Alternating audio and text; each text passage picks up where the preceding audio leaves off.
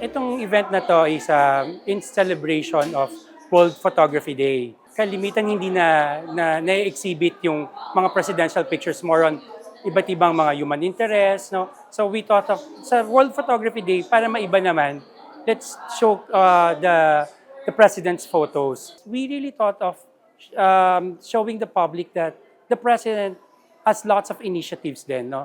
Apart from that, yun nga, we really want to show din na yung human side naman ni President. He's a leader that is very approachable, no? Yung mga moments niya na with the kids, with the senior citizens, na lagi siyang wini-welcome, and then binabalik din niya yung warm receive, no, dun sa mga taong yon, no. Mr. President, we really thank you from the bottom of our heart. No, we really appreciate for gracing our photo exhibit.